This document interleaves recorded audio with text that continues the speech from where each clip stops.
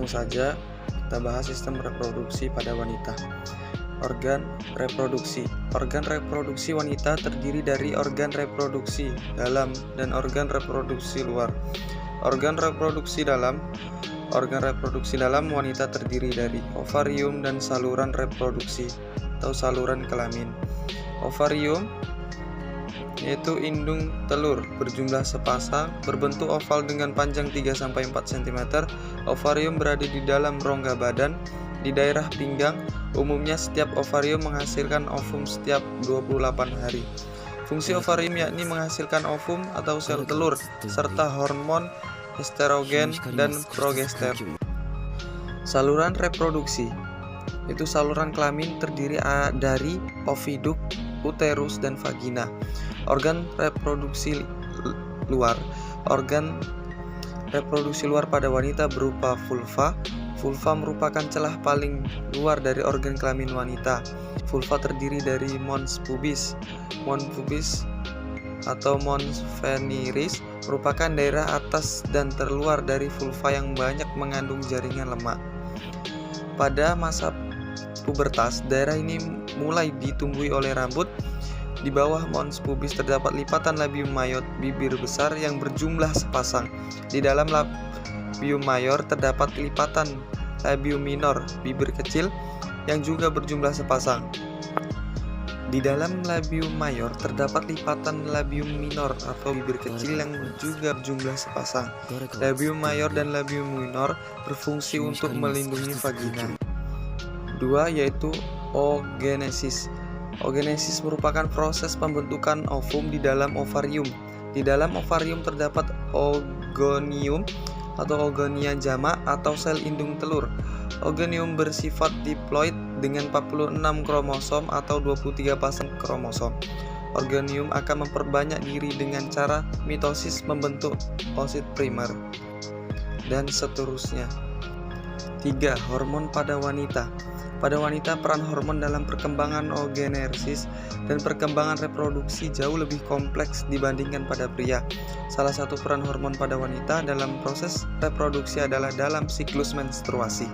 Siklus menstruasi adalah pendarahan secara periodik dan sikli dari uterus yang disertai pelepasan endometrium. Menstruasi terjadi jika ovum tidak dibuahi oleh sperma. Siklus menstruasi sekitar 28 hari.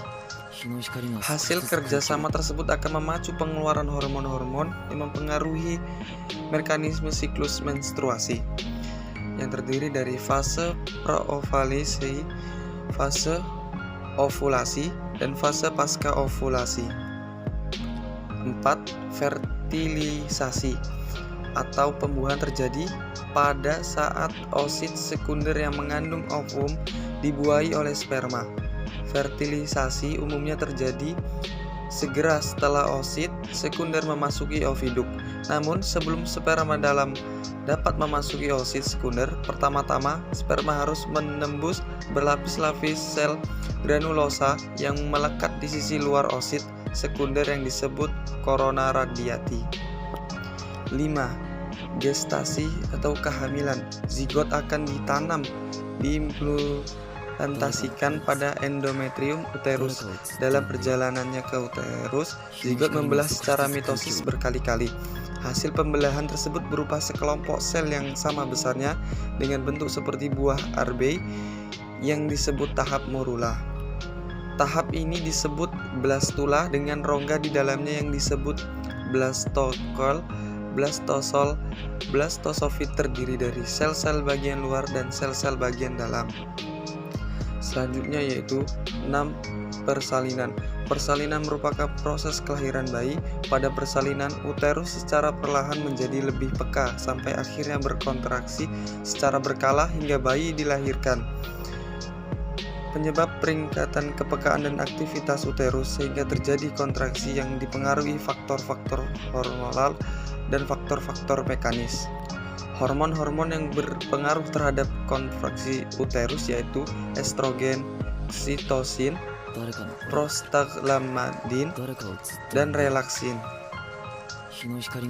Selanjutnya yaitu 7. Laktasi, yaitu Kelangsungan bayi yang baru lahir bergantung pada persediaan susu dari ibu. Produksi air susu laktasi berasal dari sepasang kelenjar susu payudara ibu.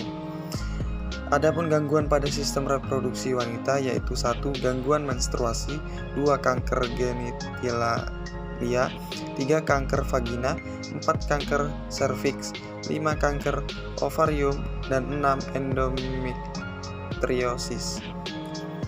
Baiklah, itulah penyampaian sekilas dari saya.